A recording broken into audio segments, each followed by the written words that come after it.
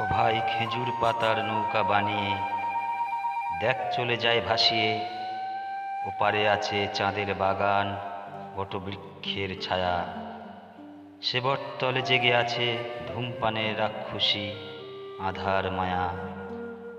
ও ভাই ওপারে যাবি যদি, মিছে ডেকে লাভ কি বল, ওখানে যাবে যবে পাবি কেবলই শূন্য তল, কেবলই শূন্য তল, কেবলই শূন্য তল।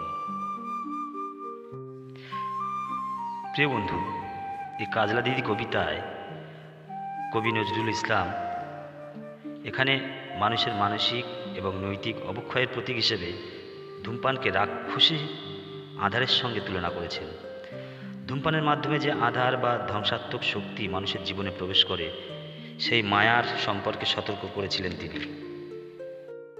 হ্যাঁ বন্ধুরা, সেই কবে কোন কালে কবি নজরুল ইসলাম তার এই কবিতায় এই সমস্ত কথাগুলো উল্লেখ করে গেছেন, কিন্তু কালের কি পরিহাস দেখুন। ওনার সেই দিনের কথাগুলো আজ যেন অক্ষরে অক্ষরে মিলে যাচ্ছে আমাদের সমাজ ও জীবনে। আজকের দিনে আমাদের সমাজে ধূমপান যেন জগদ্দল পাথরের মতো জাঁকিয়ে বসেছে। আমরা শত চেষ্টা করেও এর থেকে বহু মানুষ নিস্তার পাই না। তার ফলে আমাদের মানব শরীরে এবং আমাদের সংসারে বিভিন্নভাবে খারাপ প্রভাব বিস্তার করে। এই ধূমপান কত শত পরিবার উজাড় করে যাচ্ছে, কত সন্তান অকালে অনাথ হয়ে যাচ্ছে, হারাচ্ছে তার পিতাকে। তা কেবলমাত্র একটাই কারণ, ক্যান্সার, ক্যান্সার আর শুধুই ক্যান্সার। হ্যাঁ আমার প্রিয় বন্ধুরা, আপনার অজান্তেই কখন যে এই ধূমপান আপনার শরীরে ডেকে নিয়ে আসছে মারণ রোগ ক্যান্সারকে, সেটি আপনি টেরও পাননি। আজকাল বিভিন্ন টিভি চ্যানেলে এবং সিনেমাতে ধূমপানের বিরুদ্ধে বিভিন্নভাবে প্রচার চালানো হচ্ছে, কিন্তু সেসব থেকে আমরা যেন উদাসীন হয়ে আছি। বন্ধুরা, আমি কিন্তু এটা বলছি না যে চেষ্টা করেও এই নেশা থেকে কেউ বেরিয়ে আসতে পারছে না। অনেকেই আছে যারা চেষ্টা করে এই নেশা থেকে মুক্তি পেয়েছে, কিন্তু এখনও। আর যে সমস্ত বন্ধুরা পাননি, এই ভিডিওটা অতি অবশ্যই আপনাদের জন্য। হ্যাঁ ফ্রেন্ডস, আশা করছি এই ভিডিওটি আপনারা শেষ পর্যন্ত দেখবেন।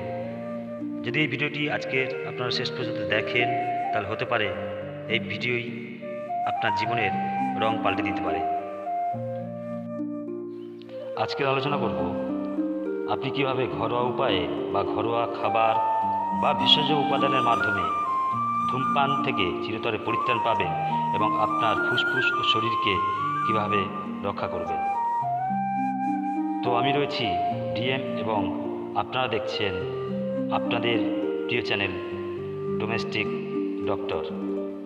আর হ্যাঁ বন্ধুরা, এখনও যদি আপনারা এই চ্যানেলটা সাবস্ক্রাইব করে না থাকেন, তাহলে অতি অবশ্যই সাবস্ক্রাইব এবং একটি লাইক এবং কমেন্ট করে আমাদের পাশেই থাকবেন। প্রিয় বন্ধু, ধূমপানের তীব্র আকাঙ্ক্ষা কমাতে আদা এবং মধুর মিশ্রণ সাহায্য করতে পারে। আদা ছোট টুকরো মধুর সাথে মিশিয়ে মুখের মধ্যে রাখুন দিনে 2 বার,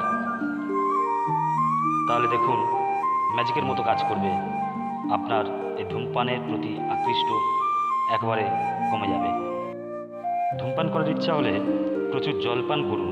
জল শরীর থেকে টক্সিন দূর করতে সাহায্য করে এবং ধূমপানের প্রবণতা কমায়। বন্ধুরা, লবঙ্গের একটা নিজস্ব ভেষজ গুণ আছে, সেটা আমরা সবাই জানি না। ধূমপানের প্রবল ইচ্ছা যখন হবে তখন 2 টুকরো মুখের মধ্যে রাখুন। লবঙ্গ মুখের স্বাদ পরিবর্তন করে এবং নিকোটিনের আসক্তি দূর করে।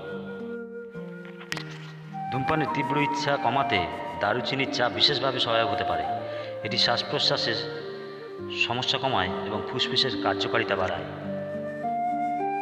ফ্রেন্ডস, প্রতিদিন 2 থেকে 3টি তুলসী পাতা চিবোলে নিকোটিনের আসক্তি দূর করে এবং শরীর থেকে টক্সিন দূর করে। ধূমপানের বদলে কিছু হালকা স্ন্যাক্স খাওয়া, যেমন গাজর বা স্যালারি খাওয়া, নিকোটিনের আসক্তি দূর করে। এগুলো জীবনের ফলে মুখের অভ্যাসের পরিবর্তন হয়। এছাড়া নিয়মিত যোগব্যায়াম ও ধ্যান মানসিক শান্তি এনে দেয় যা ধূমপানের আসক্তি থেকে মুক্তি দিতে সাহায্য করে। মনে রাখবেন, ধূমপান ছাড়ার ক্ষেত্রে ধৈর্য ও আত্মবিশ্বাস প্রয়োজন সবচেয়ে বেশি। এই সমস্ত ঘরোয়া রেমেডি আপনাকে ধূমপান ছাড়ার যাত্রার শুরু সাহায্য করবে, কিন্তু বন্ধু নিজেকে শক্ত রাখতে হবে।